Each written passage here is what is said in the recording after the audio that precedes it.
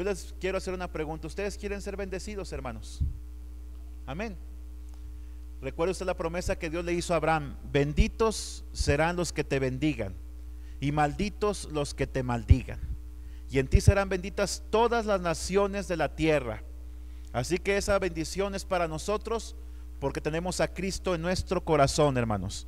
Así que usted ore por el pueblo de Israel. Mire, otra propuesta que se ha hecho, y yo creo que es parte de eso, hermana. Yo creo que están negociando de que Jerusalén tenga el control total, y el pueblo de Israel de Jerusalén, pero a cambio van a tener que reconocer ellos al pueblo de Palestina como nación, porque Palestina no es reconocido aún por la ONU como nación, y es el trato que van a hacer.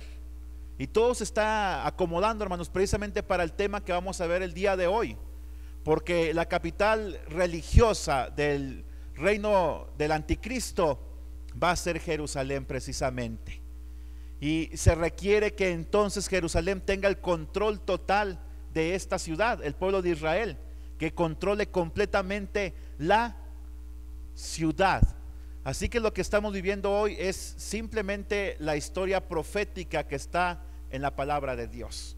El tema de hoy es la bestia que sale del mar, y dice la palabra de Dios en Apocalipsis 13, versículos del 1 al 10 de esta manera: me paré sobre la arena del mar y vi subir del mar una bestia que tenía 7 cabezas y 10 cuernos, y en sus cuernos 10 diademas, y sobre sus cabezas un nombre blasfemo.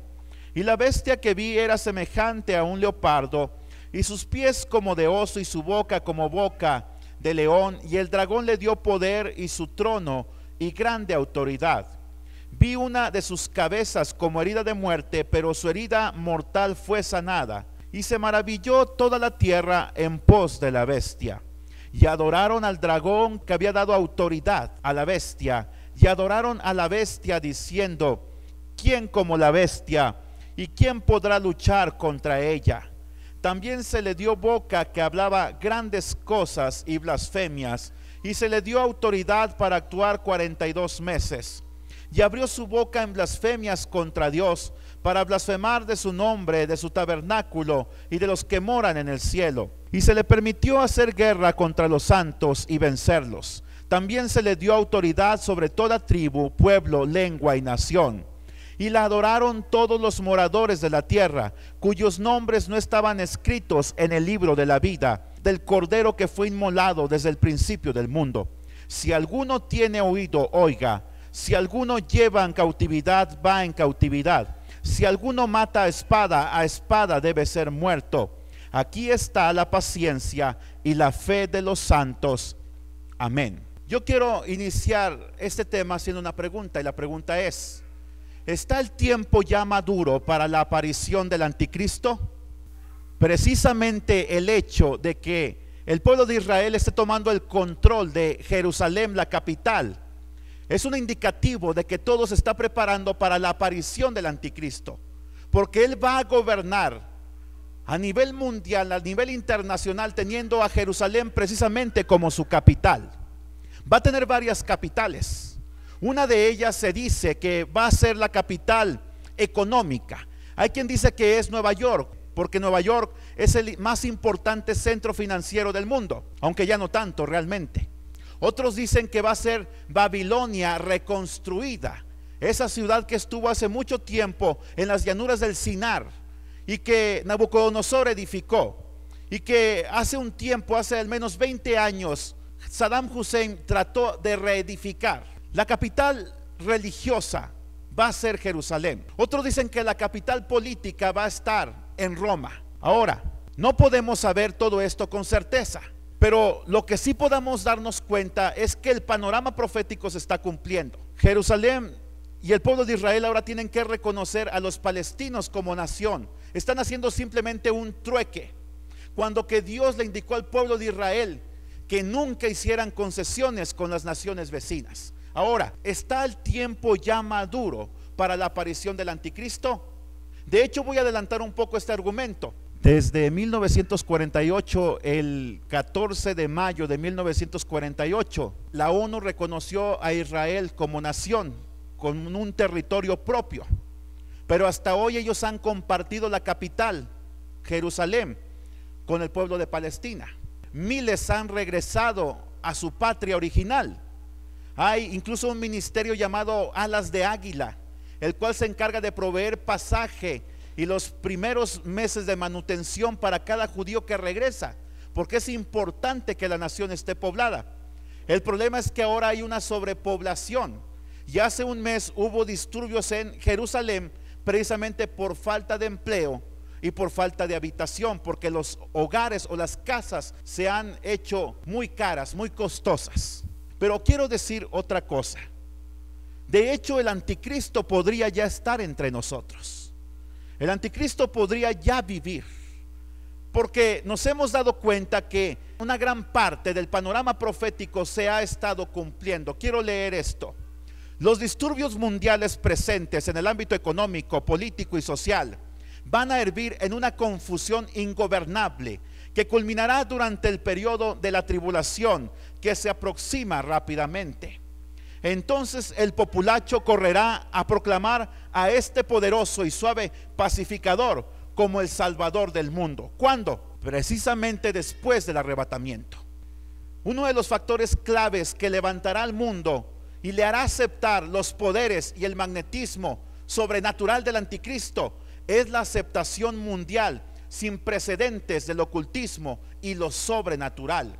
Ahora, ¿sabe usted que en las universidades enseñan a los alumnos cómo realizar proezas sobrenaturales y hacer contactos con seres de otros dominios? ¿Sabe usted que la NASA está realizando el día de hoy precisamente experimentos en los cuales usted puede tener un manejo extrasensorial de la materia? ¿Qué significa esto? Que usted puede con su mente mover una silla, por ejemplo. Cuando que sabemos que el trasfondo de esto es totalmente esotérico y demoníaco, porque ellos dicen: conéctate con las energías que están alrededor de ti, y esas energías son demonios. La nueva era habla mucho acerca de las energías, y nosotros sabemos que esas energías son demonios. De hecho, la nueva era hoy se está implantando como una religión a nivel internacional, la cual toma de todas las religiones del mundo, católica, evangélica, toma incluso de los testigos de Jehová, toma del hinduismo, del budismo, y entonces hace una mezcla y dice: no importa lo que tú creas, no es importante lo que tú creas, mientras todos estemos unidos y en paz. Oiga, una religión que propone paz es lo que la gente busca el día de hoy. ¿Sabe usted que en próximas semanas va a venir el Dalai Lama a México? ¿Sabe usted que en el Estadio Azul del equipo Cruz Azul en la Ciudad de México va a dar una conferencia ante 30,000 personas, y la conferencia se titula Pasos para ser felices en medio de la adversidad? ¿Sabe usted que va a dar una cátedra ante 1,500 maestros, de los maestros que tienen grados más importantes en México, acerca de lo que es la educación holística? La palabra holístico significa integral. Así que lo que significa la educación holística es que no solamente se preocupa por la mente, sino también por el cuerpo y por el corazón. Eso es lo integral de la educación que ellos buscan. Estamos viendo cómo estamos siendo asediados y bombardeados el día de hoy por el ocultismo, por la brujería, y el problema es que muchos, aún cristianos, le han dado cabida en sus vidas. Harry Potter, ¿sabe usted que esta franquicia de Harry Potter vende millones de libros cada año? Ha enriquecido a la escritora y autora de estos libros. Se han hecho hasta el día de hoy 7 películas. Lo que más veo yo en esas películas es hechicería. Y el problema es que nos la presentan como si no fuera un problema realmente, como si lo que se ve ahí realmente Satanás no estuviera detrás de ello, como si fuera algo bueno e incluso hasta amigable. Por eso es que hay que rechazar estas cosas, porque el día de hoy el espíritu del anticristo se está moviendo alrededor del mundo y está sentando las bases para la aparición del hijo de perdición, precisamente este hombre que conocemos como el anticristo y que la Biblia describe como la bestia. Y antes de pasar precisamente a hablar acerca del origen del anticristo, quiero a usted leerle algo que yo encontré esta semana, y era una tarjeta de cumpleaños dedicada al anticristo. Esta tarjeta fue publicada hace un tiempo en la ciudad de Londres, Inglaterra, y que se publicó en un diario, y dice de esta manera: donde quiera que estés y quien quiera que seas, en el campo o en la ciudad, en las montañas o el mar, bronceado con el vigor de la ola que lleva nuestra edad, o rubio e imposible como mi propia imagen perdida, atravesarás con paso firme el horno de todo desastre y de los desiertos de nuestro día. Por la noche del espíritu, el maestro brillante de la mente te mostrarás, y mediante el cuerpo de barro dorado respirarás en el alma y trazarás las preciosas venas de piedra que queman para decir la madurez de nuestra carne y hueso. Tú, que al fin gran Salvador llegarás, y serás el que nuestra inseguridad confiesa y espera, porque solo tú puedes venir y tomarnos en serio con alegre abandono, que a las puertas de la nada vive con lujuria, orgullo, vanidad y guerra. Que yo también, príncipe, ¿quién es el príncipe de las tinieblas? Satanás. Te reconozca por lo que eres, tú con la cara desconocida y ojos familiares, cuya voz es de todos los hombres y cuyo humor es sabio. Nadie supo quién dedicó esta tarjeta, pero yo sé que detrás de todo esto está precisamente el príncipe de las tinieblas, Satanás. Ahora, hablemos del origen del anticristo.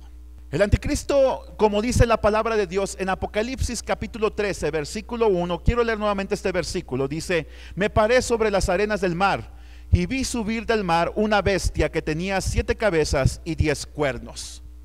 Imagínate tú que Juan, el escritor de esta profecía, está en la isla de Patmos. Ahí Dios, en la persona de Jesucristo, se le aparece, le empieza a revelar los grandes acontecimientos de los tiempos finales. Ahora, después de todo lo que hemos visto en capítulos anteriores, las señales que vimos en el capítulo 12, la señal del dragón, la señal de la mujer, la guerra en el cielo, cómo Satanás es echado a la tierra, esta es la continuación. Porque ahora Satanás es echado a la tierra, y entonces Satanás ahora va a ocupar el cuerpo de una persona. Y entonces nos damos cuenta que el anticristo se va a levantar gradualmente del mar. La palabra de Dios lo dice: vi subir del mar una bestia. Ahora, quiero hacerle a usted una pregunta nuevamente. La pregunta es: ¿el mar al que se refiere es un mar literal? ¿Dónde estaba Juan ubicado? En la isla de Patmos. La isla de Patmos está frente a lo que hoy conocemos como Turquía, y está precisamente en las inmediaciones de lo que conocemos como el mar Mediterráneo. Ahora, Juan está sentado a la orilla del mar. Hay arena, hay olas que vienen, y él ve surgir un personaje. Quiero decirle algo: esto es una visión. Lo que nos damos cuenta que empieza a haber una mezcla de lo natural con lo sobrenatural. Él veía el mar, pero el personaje que ve surgir es una visión. Entonces, mire, no es importante realmente esto, porque voy a aclarar realmente a qué mar se refiere. Pero lo que nos está indicando es que el anticristo va a surgir de una de las naciones que están a la orilla del mar Mediterráneo. ¿Qué naciones hay ahí? Desde España hasta Grecia, pasando por ¿qué otra nación? Francia, Italia, Creta, Libia precisamente, Egipto, el pueblo de Israel. De cualquiera de estas naciones que he mencionado y otras que existen, de ahí podría surgir el anticristo. Es lo que nos está diciendo la escritura, porque él salió del mar, el mar Mediterráneo. La arena describe la turbulencia de las naciones agitadas. Nadie puede edificar una casa sobre la arena y estar realmente confiado. Mientras el usurpador tenga el control, el mundo no va a estar tranquilo. Esa es la realidad. Por eso dice aquí en la palabra de Dios en Apocalipsis 13: me paré sobre la arena del mar y vi surgir del mar una bestia que tenía 7 cabezas. El mar es un símbolo adecuado de la superficie agitada de la humanidad no regenerada. Vaya, los mares en la Biblia representan naciones. Vayamos a Isaías 17:12. Y dice la palabra de Dios en Isaías 17:12 de esta manera: hay multitud de muchos pueblos que harán ruido como estruendo del mar, y murmullo de naciones que harán alboroto como bramido de muchas aguas. ¿Qué significa esto? El anticristo va a surgir de un mar de gente. ¿Sabe usted que el día de hoy ya somos 7,000 millones de personas sobre la tierra? Va a surgir de un mar de gente. ¿Sabe usted por qué? El anticristo es humano. Aun cuando está lleno de Satanás, sigue siendo humano. Además, el anticristo va a ser asesinado, va a ir al abismo, va a volver poseído por Satanás. Satanás lo va a llenar. El anticristo, ¿no cree usted las películas esas de la profecía, donde se le presenta como el hijo de un gran intelectual, o el hijo de un diplomático inglés o norteamericano? ¿No cree usted esas cosas realmente? ¿Sabe usted por qué? Porque nos lo presentan ahí como si el anticristo naciera ya endemoniado, y eso no es cierto. Satanás se va a ocupar plenamente de él, de su cuerpo, precisamente después de que él sufra una herida en su cabeza y esté a punto de morir. Algunos dicen que va a morir, otros dicen que no, que todo va a ser un engaño. Y entonces, al regresar a la vida, él va a regresar lleno de Satanás. Ahora usted vea esto. La palabra subir en el griego sugiere que su aparición no es repentina, va a ser gradual y progresiva. Yo quiero hacer una pregunta: ¿cuántas veces no habremos visto al anticristo hoy en la televisión sin que lo sepamos? CNN es la cadena de noticias más importante del mundo. Tal vez en Al Jazeera, esas cadenas de allá, de aquellos lugares de Arabia. Tal vez en Deutsche Welle, la cadena alemana, o BBC de Londres. Tal vez ya ha aparecido el anticristo y nosotros no nos hemos dado cuenta. ¿Sabe usted por qué? Porque él aparece como un ser humano normal, como usted y como yo. Su apariencia incluso es pacífica. Hace unos años hubo un loco que salió de Rusia y dijo que él era el anticristo. ¿Y sabe usted cuál era su vestimenta? Una túnica blanca, el cabello largo, chanclas, pero con calcetas, incluso 3 pares de calcetas porque ahí hace mucho frío, para no congelarse los pies. Y fue noticia a nivel mundial. No, el anticristo no va a aparecer de esa manera. Él va a ser algo más sutil y con mucho carisma incluso. Ahora, quiero darle a usted un perfil del anticristo. Hemos hablado de su origen. No tenemos una imagen, no tenemos una foto, pero la Biblia nos da precisamente sus características más importantes. Dice la Biblia en Apocalipsis 13:1 que Juan vio surgir una bestia. No dice que vio surgir el anticristo, pero esta bestia es precisamente el anticristo. ¿Cómo es que Dios lo ve? Dios no lo ve como un hombre, sino como un animal salvaje. De hecho, la palabra bestia indica a un animal salvaje que está dispuesto a destruir a su presa sin misericordia. ¿Ha visto usted en Discovery Channel cuando un león se abalanza sobre su presa? ¿Verdad que no tiene misericordia de ella?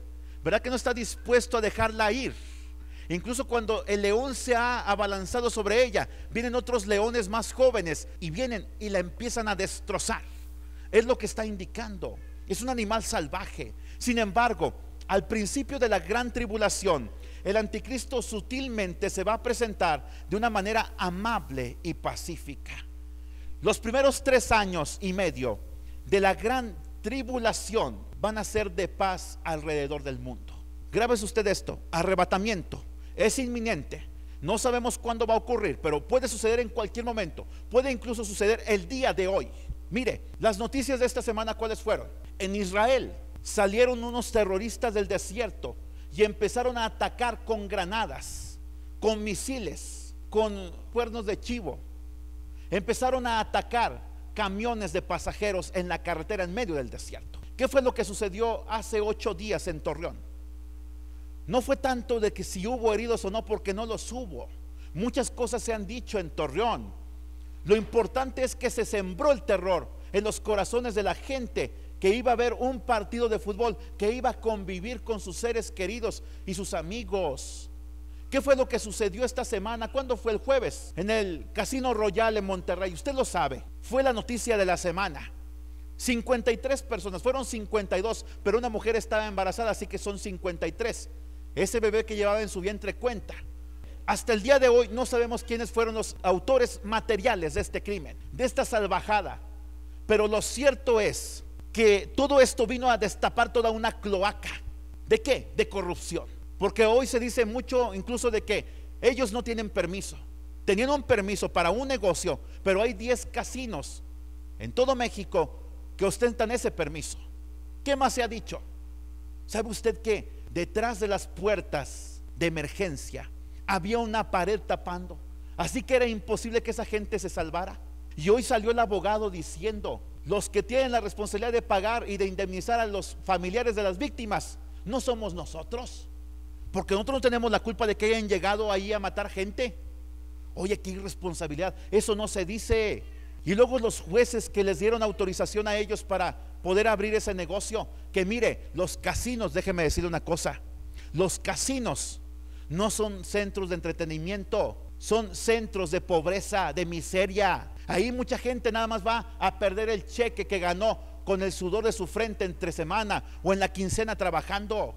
Y aquí en la ciudad de Saltillo es un vicio eso de los casinos. De hecho, el miércoles en la noche atacaron también el Casino Caliente. ¿Sabe usted que esos centros, detrás de ellos está la mafia, está el narco, y son utilizados solamente para blanquear dinero?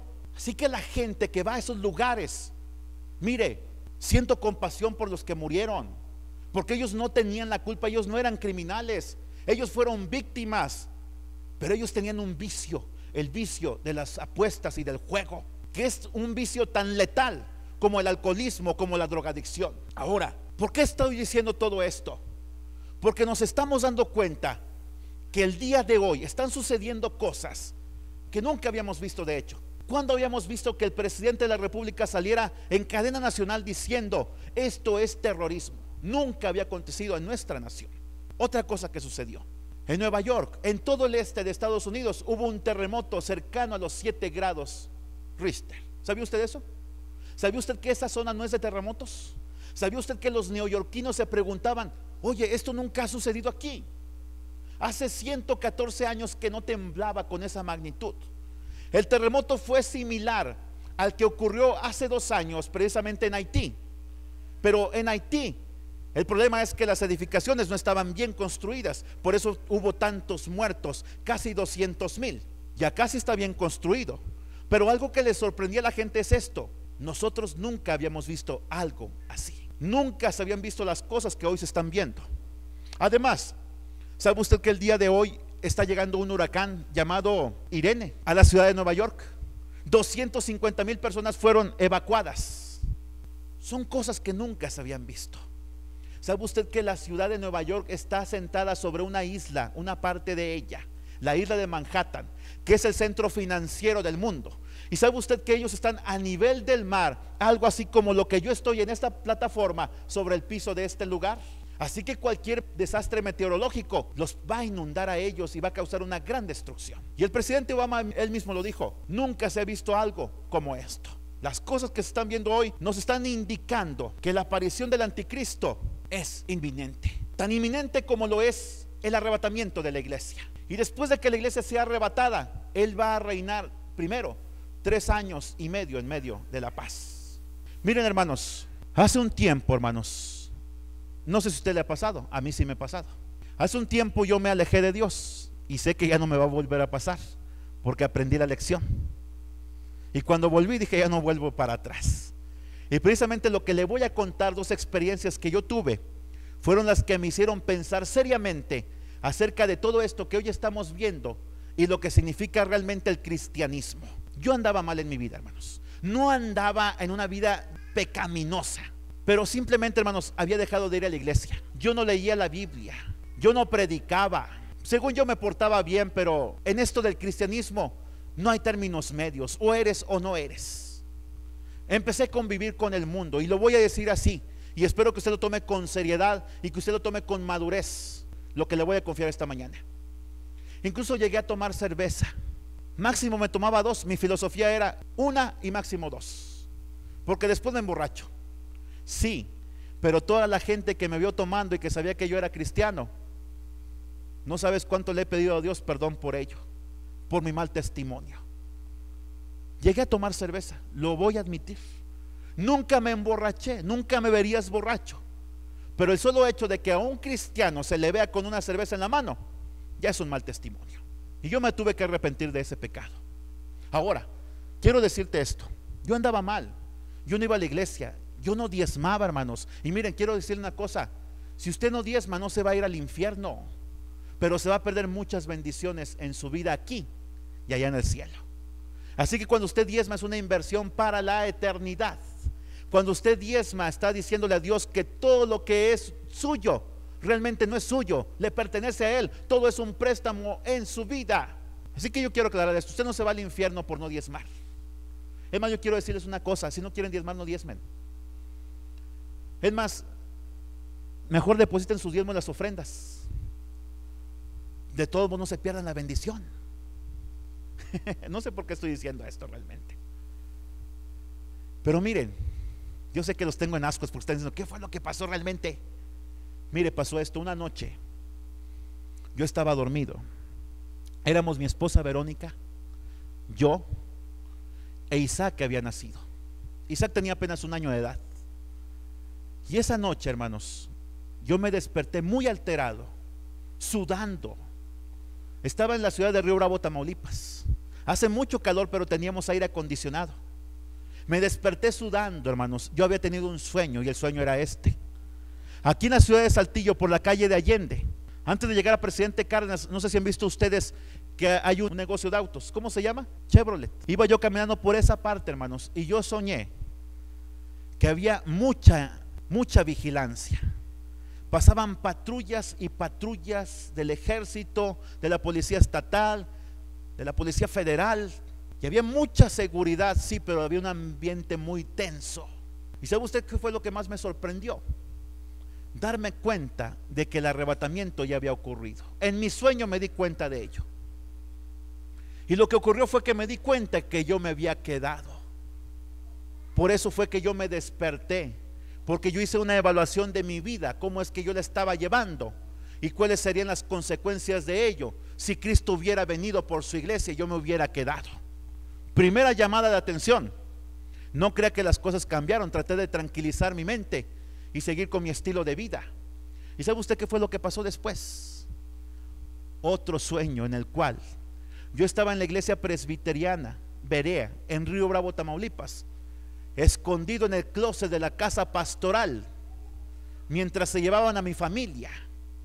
Y amigos de la infancia ahora eran seguidores del anticristo, y ellos andaban buscando cristianos casa por casa, y especialmente en los templos cristianos, los que supuestamente habían sido cristianos evangélicos, para llevárselos a la presencia del anticristo. Esos fueron 2 sueños que yo tuve, hermanos. Tómelos o déjelos, simplemente se los estoy confiando. Pero después de ese segundo sueño, hermanos, le aseguro que mi vida cambió. Ya no pude yo ser el mismo, tuve que hacer un compromiso con Dios. Y fue cuando hice aquella oración donde yo le dije: Dios, mi vida es tuya, si quieres que te sirva, pon los medios para que yo vuelva al ministerio. Y mire, Dios lo arregló todo. Yo hoy estoy aquí predicando 6 años después de eso. Le digo una cosa: es una experiencia personal, fue un sueño que yo tuve, fue una llamada de atención personal de Dios para mí en medio de las circunstancias que yo estaba atravesando. Usted puede tomarlo, puede dejarlo, usted va a hacer la palabra de Dios, pero espero que Dios nunca le hable a usted de esa manera. Y si le habla, significa que entonces ya hay que ponernos las pilas, hermanos. Ya no podemos seguir viviendo entre 2 mundos: o somos o no somos. Hay que tomar decisiones importantes por Cristo. Ahora, ¿qué representa el término bestia? Le he dicho que es un animal furioso. Mire, representa 2 cosas. En primer lugar, representa un imperio, y es el 4.º imperio mundial. Es el último en su estado final, según el profeta Daniel. ¿Recuerda usted los sueños que tuvo Nabucodonosor en el libro de Daniel capítulo 2? Quiero mostrarle esta imagen precisamente, porque es importante mostrarle que la bestia representa 2 cosas, y una de ellas es esta. ¿Recuerda usted la profecía de Daniel capítulo 2? Ese sueño que tuvo Nabucodonosor, ¿lo recuerda usted? Que soñó una estatua, una imagen. Vayamos a Daniel capítulo 2. Nada más quiero ver brevemente el contexto para que usted vea a lo que me estoy refiriendo, porque es importante que usted entienda estos conceptos que le estoy compartiendo y compartírselo. Mire lo que dice aquí la palabra de Dios. En el capítulo 2, versículo 1, dice que Nabucodonosor tuvo sueños. Ahora, hago una pregunta, ¿Dios habla a través de sueños? Sí, pero la palabra profética más segura es la palabra de Dios. Dice aquí, se perturbó su espíritu y se le fue el sueño. Usted conoce el contexto, le hizo llamar astrólogos, caldeos, vaya, eran charlatanes. Y les dijo, si ustedes verdaderamente son lo que dicen ser, quiero proponerles una prueba. Y la prueba es esta: yo tuve un sueño, denme su interpretación. Los astrólogos, los caldeos, los sabios, hechiceros, le dijeron, oye, pues danos el sueño. El asunto lo he olvidado, dijo Nabucodonosor. Así que si ustedes no me dan la respuesta, todos en el imperio, que son como ustedes, van a morir. ¿Qué significa esto, hermanos? Que la astrología no tiene la respuesta para tu vida, ni el esoterismo, ni la lectura de cartas, ni la magia negra, ni la hechicería, ni la magia roja, ni la magia rosa. Nada de eso es la respuesta para tu vida. Todo eso está condenado al fracaso. Pero ¿qué fue lo que sucedió? Bueno, en breves comentarios simplemente le voy a resumir esto. Dios le dio la interpretación a Daniel. Ahora, mire lo que sucede. Usted ve ahí la cabeza de esta estatua. Ese era el sueño que Nabucodonosor tuvo y que nadie le pudo interpretar excepto Daniel, porque Daniel, dice Nabucodonosor, que en él moraba el espíritu de los dioses santos. Nabucodonosor era un rey pagano. Dios le mostró este sueño y mire, y Dios le mostró el resumen de los tiempos finales de la profecía. ¿Por qué a Nabucodonosor? Precisamente porque Nabucodonosor fue el primer emperador a nivel mundial que hubo sobre la tierra. La capital de su imperio fue Babilonia y Nabucodonosor era la cabeza de oro que vemos ahí. Después vino el imperio medo-persa bajo el mandato de Ciro, el primer Ciro, porque hubo varios, Ciro el Grande. Y vemos que los brazos y el pecho de esta imagen son de plata. ¿Qué tiene más calidad como metal? ¿El oro o la plata? Bueno, el imperio de Babilonia fue superior al de Ciro, el imperio medo-persa. Después vino el imperio griego, allá por el año 333 antes de Cristo. ¿Con quién? Con Alejandro Magno, el gran conquistador. Y vemos que la parte de la cintura hacia abajo y las piernas es precisamente de un material diferente. Es el bronce. Es fuerte, pero es de menos calidad y menos apreciado que los superiores. Y finalmente encontramos al imperio romano. ¿Cuál es el imperio romano? El imperio romano tenía la dureza, la fortaleza del hierro. Fue un imperio que se consolidó antes de que Cristo viniera a esta tierra. Fue un imperio que llegó a tener su capital en Roma y llegó a tener más de 1 millón de habitantes, y la mitad de ellos eran esclavos. Esclavizó a todas las naciones de lo que hoy conocemos como el mar Mediterráneo alrededor. Llegó a tener 180,000 kilómetros de caminos construidos. Finalmente, el imperio romano en el año 475 después de Cristo dejó de existir como tal. Pero no dejó de existir, y aquí viene lo importante. El imperio romano, viendo el emperador romano Constantino que el imperio estaba a punto de sucumbir, porque las hordas bárbaras del norte de Inglaterra, lo que hoy conocemos como Inglaterra, del norte de Europa, lo que hoy conocemos como Alemania, los galos en Francia, los estaban a punto de invadir a ellos. Entonces lo que hicieron ellos fue una alianza con la iglesia que hoy conocemos como la Iglesia Católica. Allí el emperador pasó a ser el papa. Allí los dioses paganos, sus estatuas, se convirtieron en los mártires y santos cristianos. Allí empezó la adoración a María, a la diosa madre. Roma realmente no desapareció. Roma, el imperio romano, sigue existiendo hoy entre nosotros. Finalmente, se ven que los pies tienen sus dedos, y según la palabra, los dedos son de barro mezclados con hierro. ¿Se puede mezclar el barro y el hierro? Pregunto. Entonces toda esta estatua podría caer fácilmente. De hecho, dice la palabra de Dios en Daniel capítulo 2, le encargo que lea este capítulo usted en su casa, que de una montaña fue cortada una piedra, pero no por manos humanas, y cayó sobre la estatua. Usted ve la piedra ahí cayendo. ¿Quién es la roca? Jesucristo. Ese imperio Cristo lo va a destruir finalmente. Ese imperio que empezó con Nabucodonosor y del cual el anticristo va a tomar control de él, porque esos 10 dedos representan a 10 naciones. Y aquí viene lo importante, que es lo que hemos estado viendo y lo que vamos a ver en este pasaje.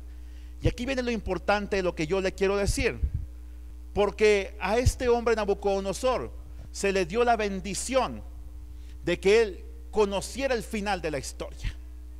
Ahora mire, el cuarto imperio es el último en su estado final según Daniel. El imperio romano no desapareció, aún sigue en medio de nosotros. De hecho, ¿sabe usted que a nosotros se nos dice latinos? ¿Por qué? ¿Porque hablamos latín? No, pero el latín forma parte importante del idioma español. Se mezcló con el español. Y el latín era el idioma oficial del imperio romano. Y durante mucho tiempo y aún el día de hoy era el idioma oficial de la iglesia católica. Leía un libro donde un hombre decía, un clérigo católico decía que el idioma latín era el idioma de los ángeles. Eso no viene en la Biblia. Cuando Juan Wycliffe hizo la traducción de la Biblia del latín al inglés, se decía que no se debía permitir que la gente tuviera a su alcance la palabra de Dios, que era posesión exclusiva de los sacerdotes católicos. A la gente no le estaba permitido leer la escritura. Se decía que se iban a volver locos.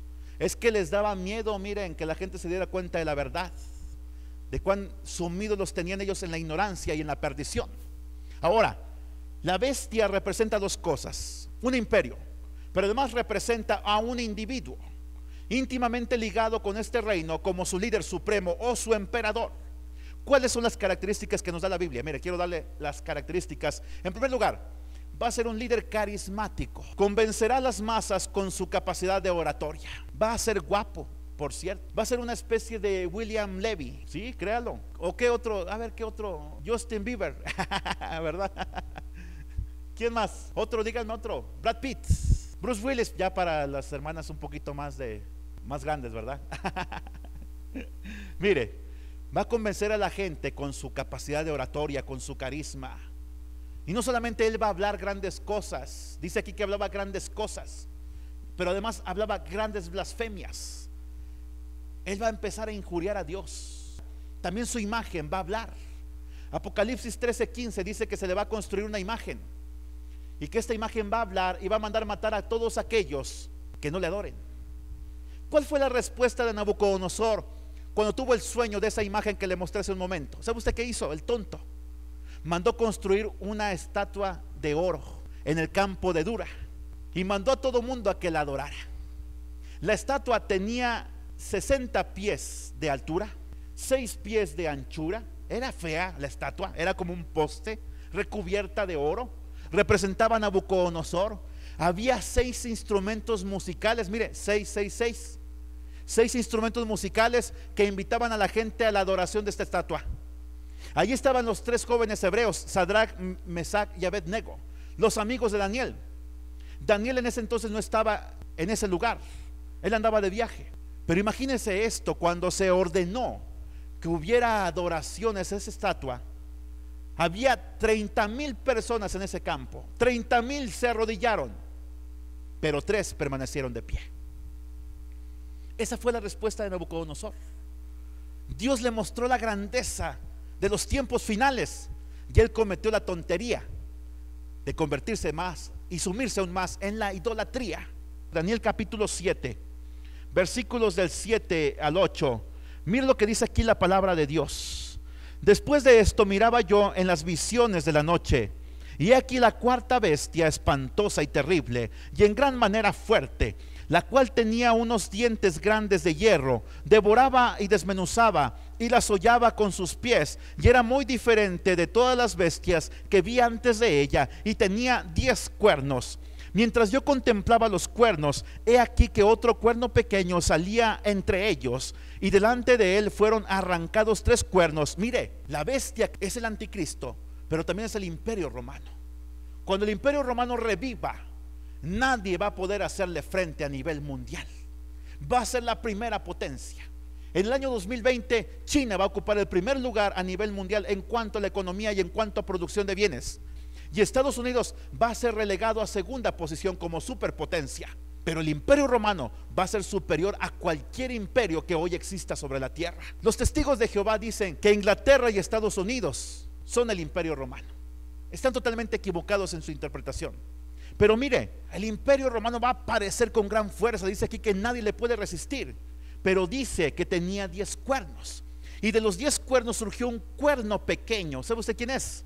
El anticristo. Y luego dice aquí que ese cuerno pequeño, delante de él fueron arrancados 3 cuernos de los primeros. Y aquí este cuerno tenía ojos como de hombre y una boca que hablaba grandes cosas.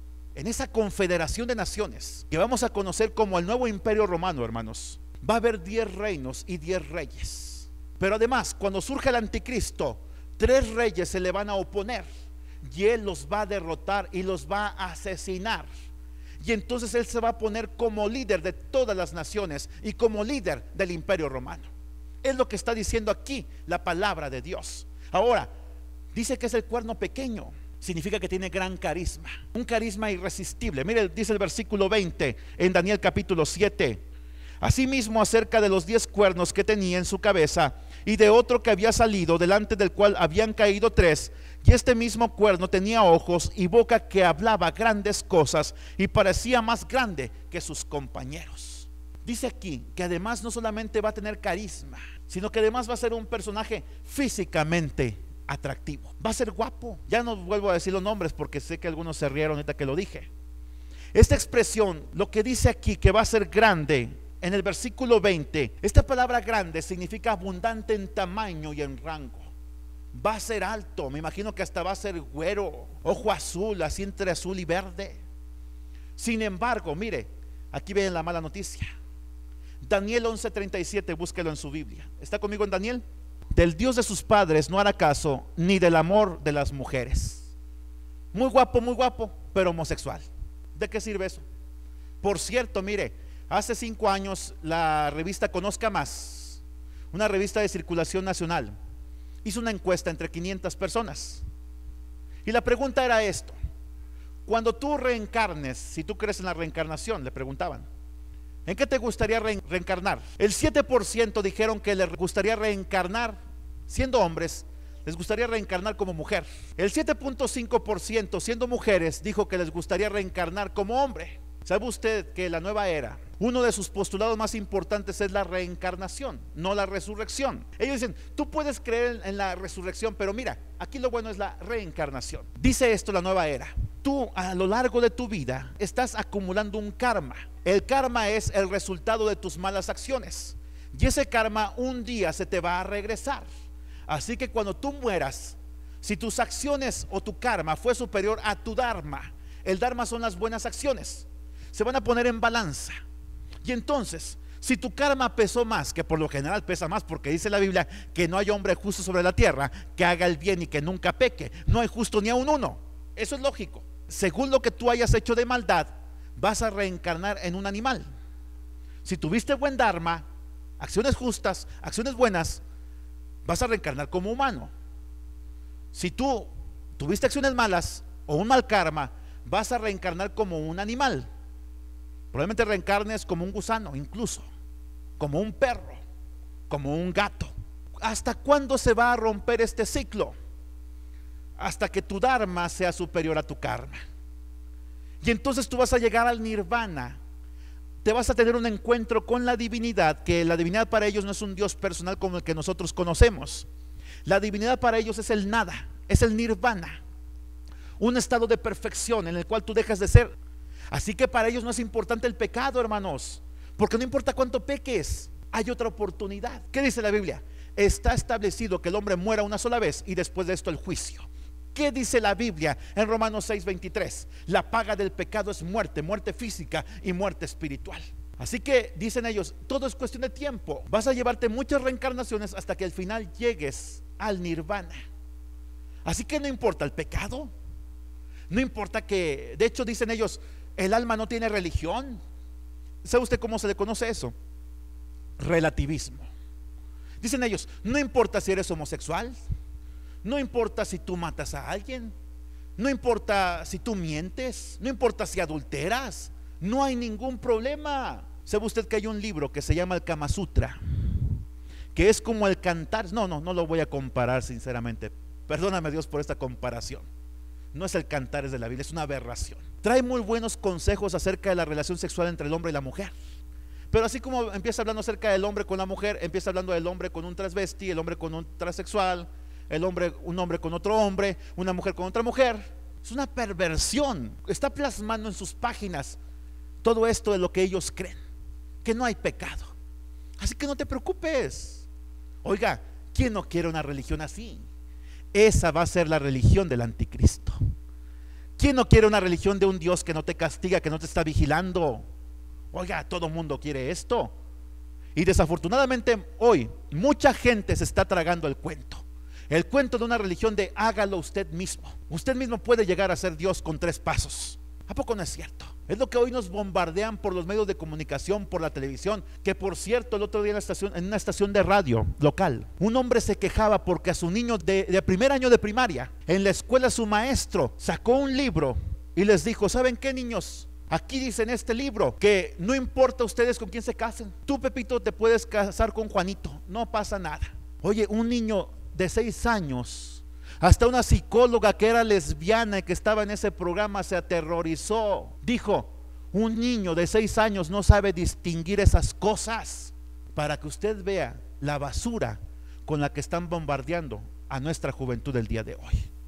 Va a ser un personaje físicamente atractivo, pero homosexual. ¿De qué sirve entonces? No le va a gustar el amor de las mujeres. Ahora mire, va a ser además un genio intelectual. Satanás le va a proporcionar toda su sabiduría, toda su filosofía, toda su ciencia acumulada a lo largo de los siglos. Ezequiel 28:3, ¿recuerda usted que dice que Satanás antes de caer era sabio? Pero luego esa sabiduría se pervirtió.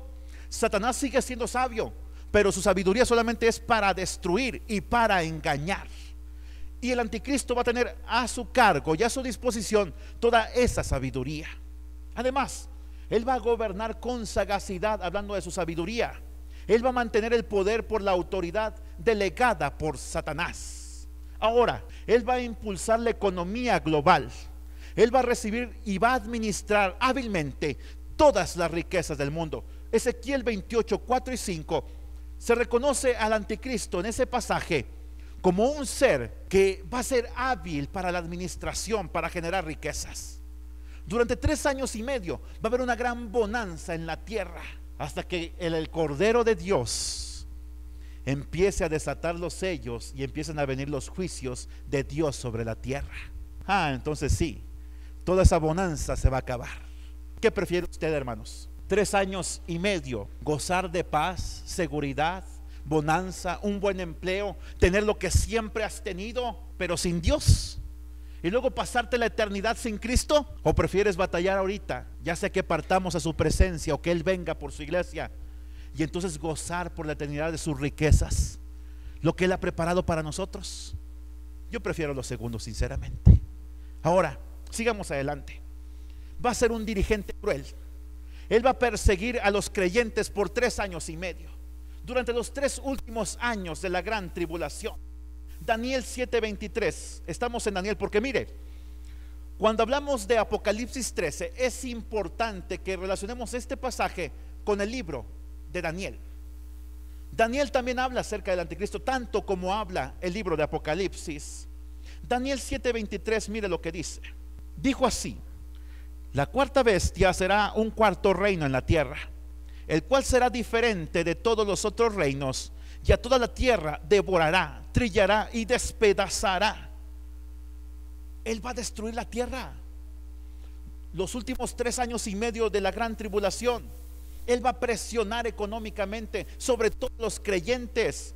Los va a torturar, los va a despojar de sus propiedades, va a destruir el mundo, va a iniciar una guerra a nivel internacional. Y esa guerra va a concluir en la batalla de Armagedón, porque finalmente le va a declarar la guerra a Jesucristo, y ahí va a ser destruido por la eternidad. Pero además Él va a ser un estratega militar. Sus victorias serán contundentes. Daniel 11:22, mire lo que dice: las fuerzas enemigas serán barridas delante de Él como inundación de aguas, serán del todo destruidos junto con el príncipe del pacto. Su soberbia será tal que finalmente Él va a destruir a su propio imperio, su propia capital económica y religiosa. Apocalipsis 17, versículos 16 y 17 lo menciona. Él además va a ser un líder religioso. Es la segunda persona de la satánica trinidad: el dragón, la bestia y el falso profeta. Satanás siempre ha sido un imitador de Dios. Dios el Padre es el que da el poder y la autoridad al Hijo. El Hijo es la segunda persona de la Trinidad. El anticristo es la segunda persona de la Trinidad satánica. El Espíritu Santo, la tercera persona de la Trinidad. Él glorifica a Cristo. Esa es su función, llevarnos a Cristo, a que adoremos a Cristo con plenitud, a que tengamos una relación con Él. Pero además, el falso profeta, la tercera persona de la Trinidad satánica, tiene el objetivo de que la gente adore al anticristo. ¿Se da usted cuenta? Hay una Trinidad satánica y él, el anticristo, va a ser un líder religioso. Apocalipsis 16:13, vayamos a la Biblia. Quiero que usted vea conmigo este pasaje. Vi salir de la boca del dragón y de la boca de la bestia y de la boca del falso profeta 3 espíritus inmundos a manera de ranas. Ahí está mencionada la Trinidad satánica: el dragón, la bestia y el falso profeta. ¿Qué va a hacer el anticristo? Se va a oponer a todo lo que venga o todo lo que tenga que ver con Dios. Daniel 7:25 dice: y hablará palabras contra el Altísimo, y a los santos del Altísimo quebrantará, y pensará en cambiar los tiempos y la ley, y serán entregados en su mano hasta tiempo y tiempos y medio tiempo, 3 años y medio. Él va a decir, por ejemplo, ¿saben qué? Vamos a quitar la Navidad. Aquí el bueno soy yo, ahora vamos a festejar mi fecha de nacimiento, va a decir el anticristo. Vamos a quitar ahora el Día del Padre. Olvídense del Padre Celestial, ahora el Padre es el dragón. ¿Se fija usted esas blasfemias? Incluso me atrevo que llegará a decir, ¿saben qué? La semana ya no va a tener 7 días, ahora va a tener 6 semanas más cortas. Vas a trabajar 5 días y 1 vas a descansar. ¿Sabe usted por qué? Porque el 6 es el número del anticristo. Por eso dice aquí que va a hacer cambios, va a tratar de cambiar la ley moral que Dios dio en el monte Oreb a través de Moisés, y las leyes de justicia. ¿Se imagina usted que el anticristo de pronto diga, ¿saben una cosa? Liberen a todos los criminales del mundo. ¿Se fija el caos que habría? ¿Se imagina usted que él dijera, ¿saben una cosa? La pedofilia ahora va a estar permitida, porque en el Imperio Romano estaba permitida, incluso entre los griegos. Otra vez va a poder existir y va a estar legalizada. La pornografía va a estar legalizada. ¿Se imagina cuánta aberración? Eso es lo que va a hacer el anticristo. Así que si piensas que hoy las cosas están mal, nada más están calentando los motores para lo que viene. ¿Quién le gustaría vivir en ese tiempo? A mí tampoco. El anticristo va a aceptar la adoración de la humanidad. Apocalipsis 13:8 lo dice. Y él va a adorar a Satanás. Daniel 11 versículo 38, mire lo que dice. Él va a ser adorado, pero además va a adorar a su padre, el dragón, la serpiente antigua. Daniel 11:38 dice aquí la palabra de Dios: mas honrará en su lugar al Dios de las fortalezas, Dios que sus padres no conocieron. Lo honrará con oro, con plata, con piedras preciosas y con cosas de gran precio. Va a haber guerras, va a haber una bonanza económica, y todo eso va a ir a parar a las arcas de su Dios, el cual se va a llamar el Dios de las fortalezas, que nosotros sabemos que es Satanás. ¿Qué además va a hacer el anticristo? Va a practicar la brujería. Daniel 8:23 dice: será entendido en enigmas. Él va a ser un gran hechicero. Una pregunta importante es esta: ¿el anticristo va a ser judío o va a ser gentil? Hay cabida para las dos respuestas. Mire, la visión del cuerno pequeño de Daniel capítulo 8 versículos 8 y 9, la que le leí hace un momento, se relaciona con Antíoco Epífanes. Antíoco Epífanes fue un gobernante que existió allá en el siglo II antes de Cristo. En el año 169 antes de Cristo invadió Jerusalén. Él trató de que los judíos se convirtieran en griegos, así que mandó construir un gimnasio en la ciudad de Jerusalén, que el gimnasio no era como los que hoy conocemos.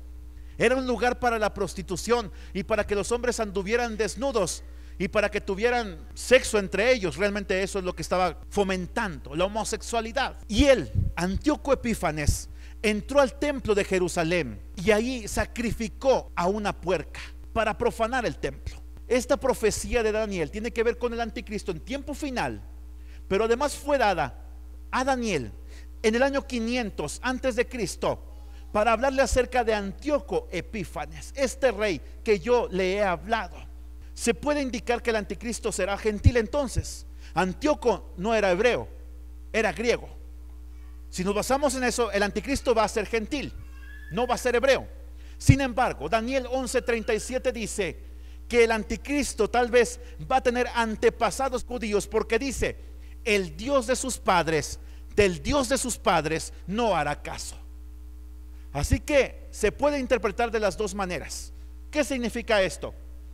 Que si el anticristo tal vez fue gentil, pero con sangre judía, aun cuando no sea un judío ortodoxo ni practicante de la religión, su ascendencia judía pudiera ser utilizada políticamente para acercarse al pueblo de Israel y entonces hacer un pacto con ellos y engañarlos. Así que hay cabida para estas dos interpretaciones. Hay quien dice que Judas Iscariote pudiera ser el anticristo. Voy a dar varios motivos. Primero, solamente Judas Iscariote y el anticristo son designados como hijo de perdición en Juan 17:12 y segunda a los Tesalonicenses 2:3. Jesús únicamente llamó a Judas el diablo. Juan 6:70.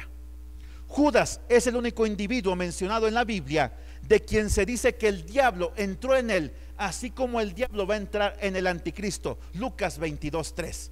Mire, ya son 3 argumentos. La expresión su propio lugar, comentada en Hechos 1:25 por Pedro, significa al lugar donde pertenece. Y hay una pregunta: ¿será posible que esta frase se refiera al Seol o al pozo del abismo, donde el diablo lo ha guardado hasta su presentación como el anticristo, para después meterlo sigilosamente en la sociedad actual? Y entonces el diablo tendría que ponerlo al día en cuanto a la cultura moderna. Es una hipótesis que algunos mantienen. Yo no lo comparto. No pienso yo que Judas vaya a ser el anticristo. ¿Sabe usted por qué? Judas se suicidó. Así que Satanás, él no tiene el poder para alguien que ya murió sacarlo del infierno. Solamente Dios tiene el poder para mandar a alguien al infierno y que esté ahí por la eternidad. Mire, el carácter del anticristo. La figura del anticristo está compuesta de las 4 bestias que Daniel vio en su sueño. En Daniel capítulo 7, versículos del 1 al 7, vio varias bestias. En primer lugar, Daniel vio una bestia terrible. Esta bestia va a reunir las características de los imperios más poderosos que han existido sobre la tierra. Los animales describen las características del anticristo. Mire, Daniel en su visión vio un leopardo. Esta es su apariencia general, con pies y boca diferente, y representa a Grecia con su cultura dominante. El leopardo tiene manchas que no puede cambiar, Jeremías 13:23, pero Cristo es sin mancha. Primera de Pedro 1:19. La apariencia general de la bestia que Juan vio es la de un leopardo. Piense usted en esto. Las manchas representan el pecado. Él va a estar cubierto de sus pecados y de sus crímenes, pero Cristo es sin mancha. ¿A poco no es cierto? ¿No le gusta un salvador así? No yo, el verdadero salvador. Pero además se le representa como un oso. El oso usa sus pies y sus garras para desgarrar a sus víctimas. Y esto representa al gran imperio medo-persa con su gran alcance. En contraste, mire, Jesucristo en su manera de andar se le reconoció como el Cordero de Dios que quita el pecado del mundo. Pero a la bestia, sus pies, su cuerpo de leopardo y sus pies van a ser, y sus garras de oso. ¿Qué significa eso? ¿Qué es lo que hace un oso? Desgarra. Llega a correr hasta 45 kilómetros por hora. El ser humano más veloz alcanza 19 kilómetros por hora. Es imposible escapar de un oso furioso. El león representa a Babilonia con su riqueza. Es producto del despojo de otras naciones. Así como el león usa su boca fétida para desgarrar a sus víctimas, la boca del anticristo estará contaminada por su blasfemia. En cambio, los labios de Jesucristo, en ellos nunca hubo engaño. Primera de Pedro 2:22. Vayamos a este pasaje porque a mí me encanta este pasaje. Mire lo que dice aquí, primera de Pedro 2:22. Quien cuando le maldecían no respondía con maldición, cuando padecía no amenazaba, sino encomendaba la causa al que juzga justamente. En la boca de Cristo nunca hubo engaño, pero el anticristo tendrá su boca contaminada, llena de basura. Todo lo que hable a la gente del mundo le va a agradar, pero un auténtico cristiano lo va a rechazar. ¿A usted le gustaría que hablara mal de Dios? Le pregunto.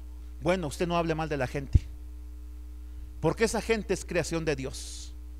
Miren, hermanos, no voy a negar que en ocasiones he cometido ese pecado de hablar mal de otros, no lo voy a negar. Pero esta semana especialmente, hermanos, hice un pacto doble. En primer lugar dije: Señor, voy a perdonar a los que han hablado mal de mí. Y en segundo lugar, perdóname por hablar mal de otros. Dije, ya no lo voy a volver a hacer, Señor. Fui consciente de ese pecado esta semana, porque esta palabra que estuve estudiando para compartirle a usted me hizo reflexionar. La blasfemia es hablar mal de Dios. La difamación es hablar mal de tu prójimo, y el chisme también. Y Dios una cosa la rechaza y la otra, porque ese humano del que a veces hablamos o hemos cometido el pecado de hablar es imagen de Dios. Así que tú no puedes hablar mal de tu prójimo, porque entonces estás maldiciendo a la creación de Dios.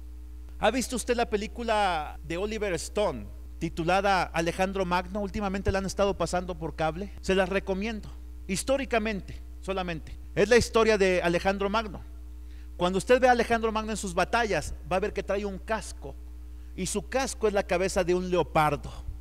¿Sabe usted que cuando Alejandro Magno, allá por el año 333, llegó a Jerusalén para conquistarla, él quería entrar al templo de Jerusalén y ver el arca? Eso estaba prohibido para un gentil. Los sacerdotes salieron y le dijeron: sobre nuestros cadáveres. Y un sacerdote que era más sabio que todos fue por la escritura de Daniel, porque Daniel ya había sido escrito hace 2 siglos. Se la mostró a Alejandro Magno y le dijo: mira, el capítulo 7 habla de ti, un emperador que va a ser como un leopardo. Y entonces Alejandro Magno respetó a los judíos, nunca los atacó. A los filisteos los destruyó, a Tiro la destruyó, a Gaza la destruyó, al imperio medo persa, a Babilonia la invadió, pero a los judíos siempre los respetó. ¿Sabe usted por qué? Porque Daniel profetizó acerca de él. Así que el leopardo representa al imperio de Alejandro Magno. Fue un imperio, hermanos, que se extendió hasta India, lo que hoy conocemos. ¿Se ha fijado usted las fotografías de National Geographic, por ejemplo, en lo que hoy conocemos como Afganistán? ¿Se fija usted que la gente de ahí, hermanos, no es como nosotros de piel morena? Ellos son trigueños, incluso ojos de color azul o verdes, color aceituna. ¿Sabe usted por qué? Porque los griegos invadieron toda esa región y la inculturizaron. A donde iba Alejandro Magno, fundaba ciudades que incluso hoy en Egipto hay una que se llama Alejandría, la cual poseyó durante mucho tiempo la biblioteca más grande y el faro que se llamaba de Alejandría, precisamente, que fue una de las 7 maravillas del mundo. Para que usted vea el alcance del imperio griego. Pero Alejandro Magno murió a los 32 años de edad. Él trató de unir al mundo bajo una cultura, bajo una lengua. Napoleón Bonaparte también lo intentó, pero tampoco lo consiguió. ¿Sabe usted que Napoleón Bonaparte en su batalla de Waterloo se portó de una manera terrible? ¿Sabe usted que le dijo un general: hoy vamos a obtener la victoria si Dios quiere?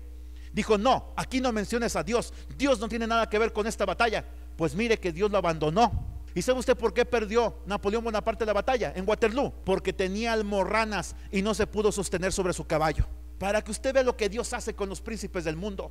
Alejandro Magno murió de una borrachera. Así que lo que ellos no consiguieron, el anticristo lo va a lograr durante 7 años. Todo esto que le estoy hablando nos lleva a esa profecía. Piensa en la persona más impresionante que usted conozca, en la personalidad más carismática, más poderosa, más convincente que usted haya conocido en su vida. Multiplíquelo todo esto por el infinito y entonces más o menos tendrá una idea de lo que será el anticristo y su personalidad. La última personalidad que a mí en lo personal me impactó fue Barack Obama.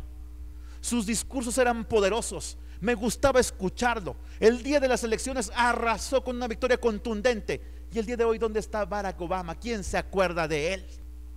Pero el anticristo, ese sí que va a ser amado por la humanidad. Siguiendo adelante, hermanos, la bestia es el futuro dictador mundial, quien promete resolver los problemas urgentes de las naciones. El falso profeta es su ministro de propaganda. Por un tiempo ellos darán la impresión de que el trío satánico tiene éxito.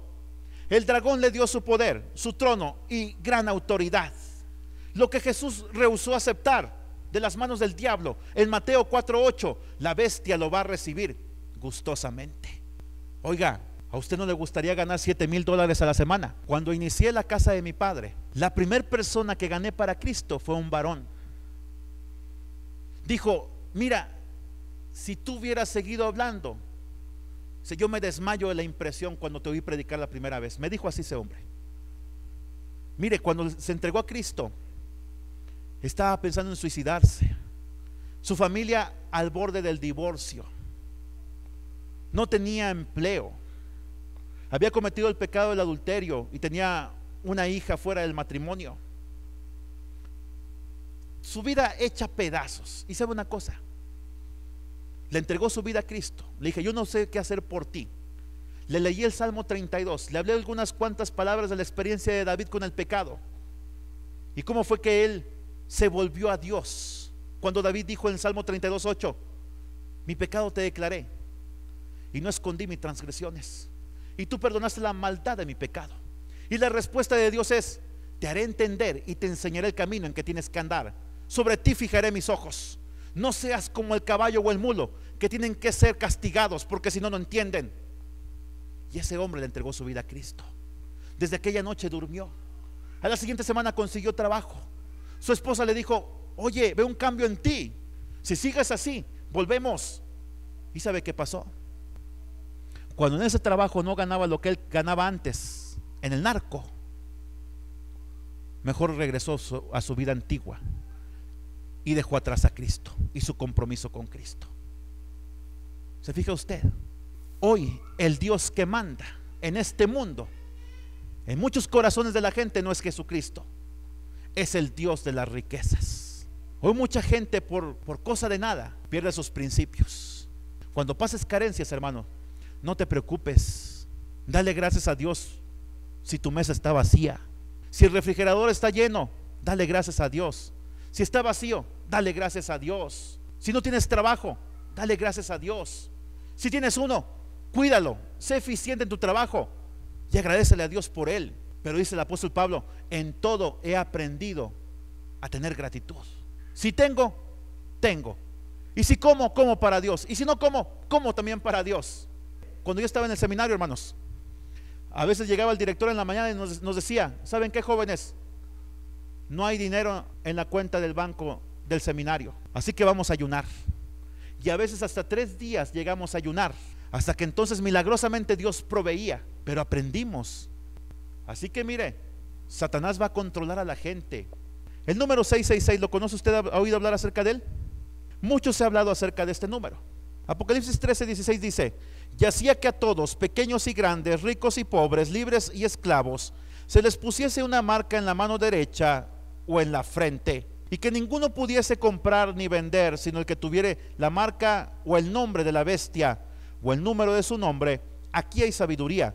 El que tiene entendimiento, cuente el número de la bestia, pues es número de hombre y su número es 666. Dice: en su momento se va a interpretar qué significa el número 666. Hay muchas teorías al respecto, pero mire, ¿sabe usted esto? Tomé esta imagen, es una radiografía de la mano izquierda. Eso que ve usted ahí señalado con una flecha, ¿sabe qué es? Es una cápsula que es del tamaño de un grano de arroz. Y hoy mucha gente alrededor del mundo se la está implantando para que si ellos fueran secuestrados, especialmente la gente rica y poderosa, por medio del sistema de posicionamiento global, el GPS, por medio de una señal satelital, serían encontrados. Hoy en Estados Unidos, a los perritos French Poodle, la gente allá aprecia más a los perros que a los niños que no tienen que comer en África. Llevan esto, ese sistema. Hay quien dice que esto va a ser lo que va a utilizar el anticristo, la tecnología más avanzada. Así que se te va a poner en tu mano derecha o en la frente tú vas a pasar frente a un código de barras o algo parecido, y entonces va a sonar pip, y entonces vas a poder comprar y vas a poder vender. Es un medio de control que va a tener el anticristo, porque él siempre ha querido ser adorado, y los que no le adoren no van a poder ni comprar ni vender.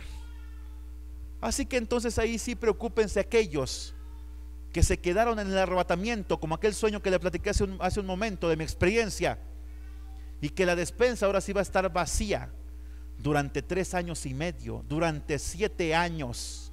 O te mueres de hambre, o comerás hierbas, o no sé qué. ¿Cómo vas a sobrevivir? Y estoy diciendo para quien está escuchando este mensaje que se está grabando, no lo digo por usted, porque verdad que nosotros nos vamos a ir en el arrebatamiento, hermanos.